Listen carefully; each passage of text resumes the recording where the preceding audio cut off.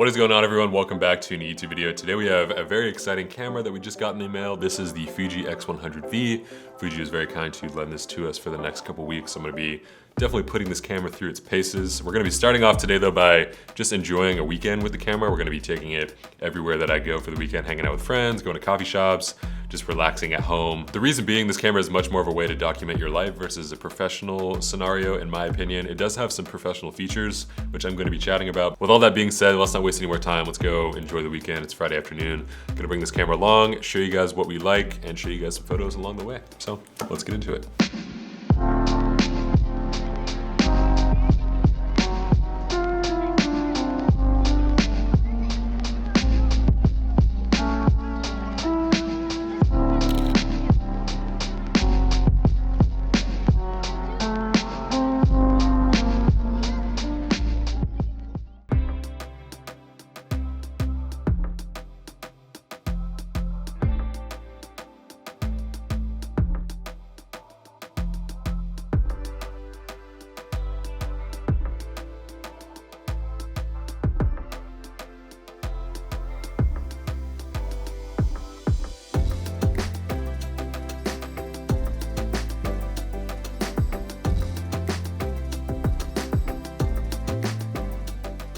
Okay, so every single photo that you guys have seen so far was taken on this Fuji X100V. I'm really impressed with how beautiful the picture quality is of this camera.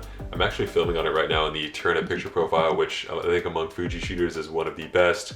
I personally love this picture profile as well. Really nice soft colors that really emulate film. Super happy so far. I've only been shooting with this camera now for about a half a day, but I'm heading to dinner with my girlfriend Allegra tonight, as well as heading actually to the mountains tomorrow, to the Eastern Sierras. I'm gonna be leaving super early, around 5:30 a.m. Really excited.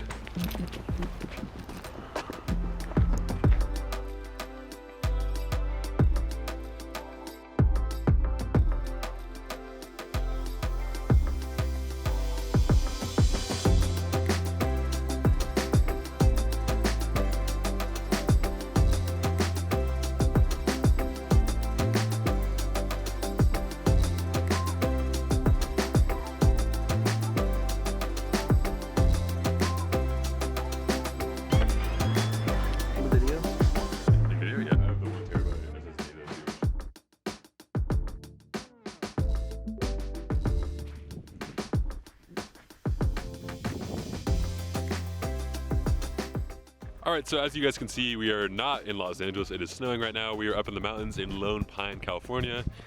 This is a really beautiful part of California. I love coming up here. I'm actually here with my two friends, Brian and Brian. They both fly drones for a living.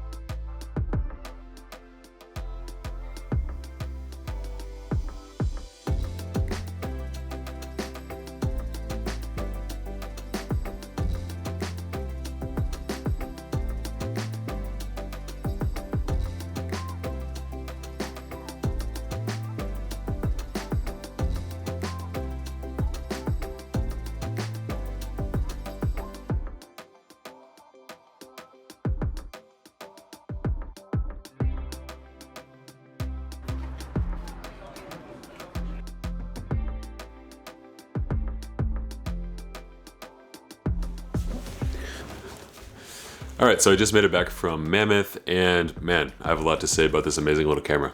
So first things first, I want to preface this by saying I've never actually owned an X100 camera before, so this is my first experience with one. If you guys are looking for a video depicting the different specs between this and a previous model, this is probably not going to be the video for you.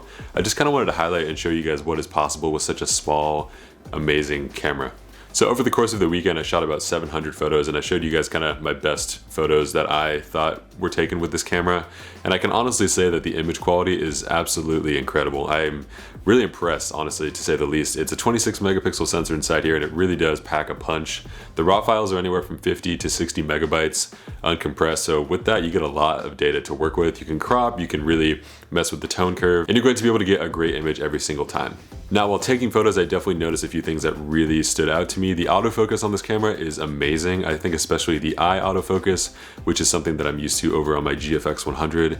The eye autofocus on Fuji cameras nowadays is absolutely incredible, and that is in video and photos as well. It does an amazing job. I love that you can pick different autofocus points as well if you don't want to use that, and you can just manually select that, and it does a great job with that as well. I found in low light, I think it did as well as expected from a camera at this price point. For 99% of the photos out there that you're going to take in low light, this is going to do just fine. I actually put an Instagram story out on my Instagram the other day just asking you guys what you wanted to know about this, and definitely the most widely talked about topic in that kind of Instagram question thread was the bokeh. Is the bokeh enough? Is this a good camera for portraits? Is the lens too wide? Is it not wide enough?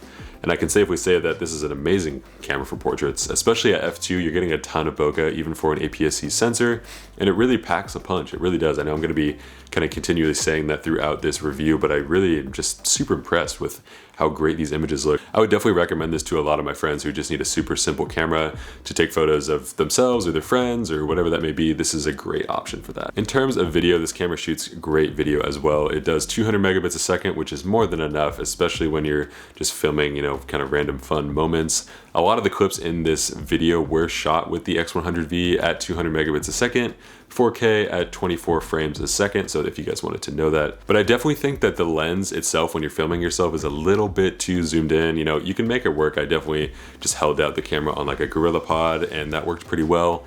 But I would like to be able to just hold the camera and be able to film myself. Also, flipping the screen down or to the side would be very preferable. I know it's pretty hard to do that with such a small camera, and you know, they had to make design choices obviously to be able to make such a small form factor with this camera.